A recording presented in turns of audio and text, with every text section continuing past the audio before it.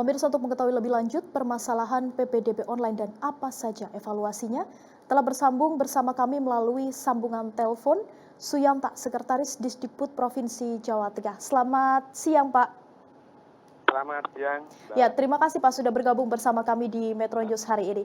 Pak Suyanta, menanggapi permasalahan kisruh PPDB ini seperti apa, Pak? Karena jika dari dinas mengakui jika ada kelemahan sistem PPDB online pada password yang sama pada saat peserta ini mendaftar pertama kali. Oke. Baik, terima kasih. Ini sebetulnya sistem PPDB ini berjalan dengan baik, tidak ada masalah, aplikasi berjalan dengan baik, kemudian juknis berjalan baik, dan semua proses berjalan normal, baik. Nah, di sana memang ada sedikit permasalahan.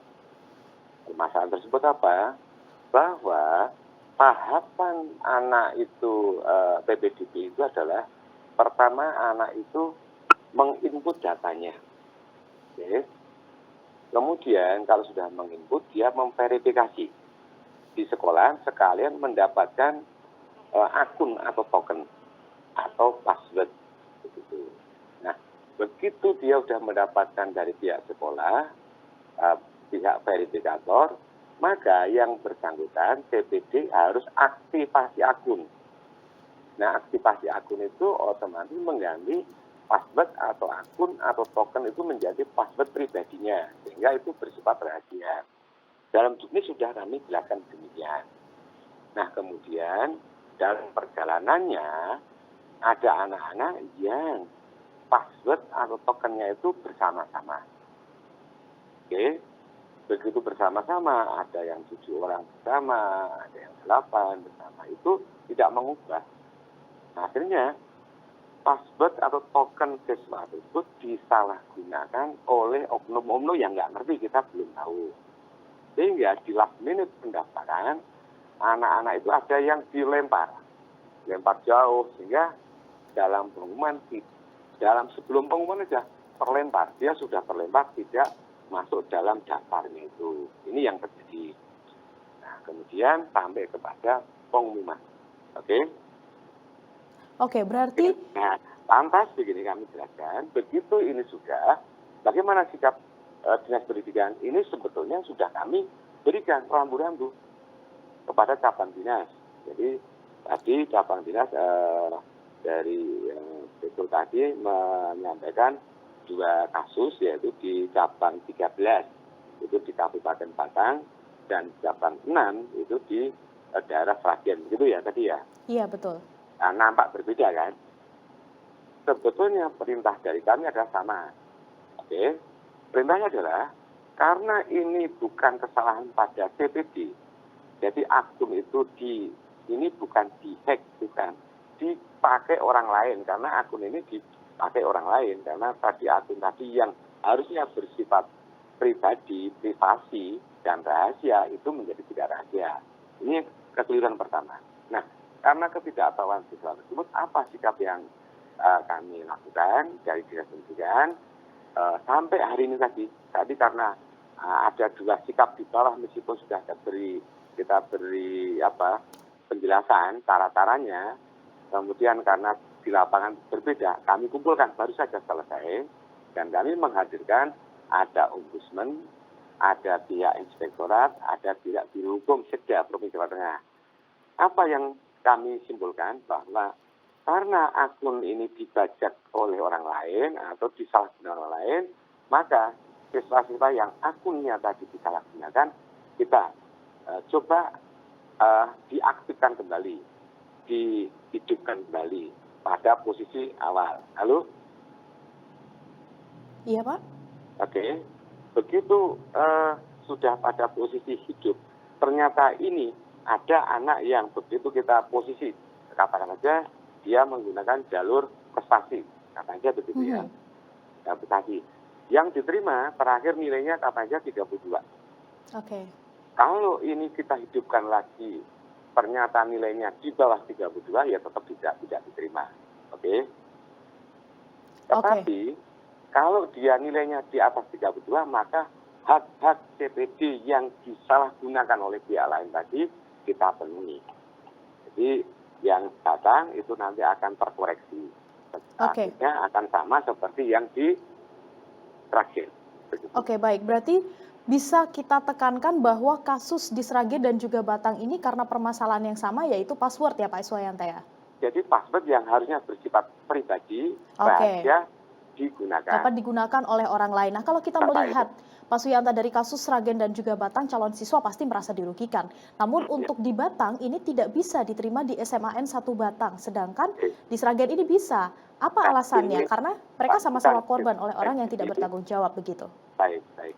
Hari ini kita sudah putuskan. Tadi Bu Ernest sudah kami datangkan di sini sekalian. Tadi Bu Ernest yang memberikan pernyataan yang pertama tadi ya. Ini sudah kita datangkan di sini hari ini sehingga ini sekarang berlaku sama. Untuk yang Batang tersebut juga akan diaktifkan kembali. Yang 9 siswa itu ya, atau berapa itu ya? Oke. Atau 8 itu ya, itu diaktifkan. Nah, jika pada 8 siswa itu diterima, begitu ada yang pada masuk, dikembalikan ke posisinya untuk zonasinya bisa masuk, ya kita terima, bukan kita batalkan. Itu jadi ini hari ini keputusan siang ini tadi habis rapat, ini Kadakdin langsung mengambil langkah ke sekolah masing-masing, termasuk Bu Ernest itu ke cabang 13 di SMA 1 Batang. Sehingga yang sama Oke. 1 Batang tersebut yang dirugikan tadi akhirnya tidak dirugikan. Berarti dapat disimpulkan bahwa nantinya akan diterima juga begitu ya Pak? Ya, kalau dia memang masuk pada grade yang diterima. Oke, baik. Berarti untuk jalan keluar ini baik untuk di Sragen dan juga di Batang ini sudah ditemukan jalan keluar begitu ya Pak ya. Meskipun dari pihak orang tua apakah tetap akan menindaklanjuti kasus ini secara hukum? Mau diganti secara hukum bagaimana? Itu kan yang salah bukan di sistem. Oke. Nah, akunnya yang bersangkutan itu diketahui pihak lain. Nah, pihak lain itu yang mau mempermasalahkan. Berarti kan pihak lain siapa? Kita juga nggak ngerti. Oke, hingga saat ini masih belum diketahui begitu ya Pak, Ya, pihak lain kita- manakah yang menggunakan password ini. Nah, Terpenting selain ini sesuai dengan arahan dari rapat tadi adalah siswa jangan sampai dirugikan.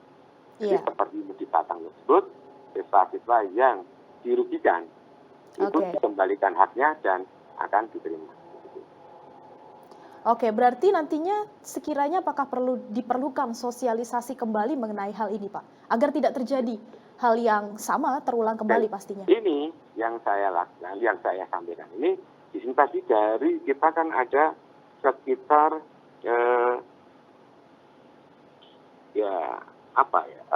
sekitar 216.000, oke, 216.000 siswa yang ada ini ada penyalahgunaan tadi akun oleh pihak lain sekitar pada angka sekitar 60. Jadi yang terjadi tidak hanya di Sragen dan Batang. Di mana saja itu Pak? Ya, ada yang tadi terjadi itu adalah ada di Kabupaten Klaten ada, Klaten ya. Kemudian ada juga yang terjadi di Kabupaten Grobogan. Tadi ada.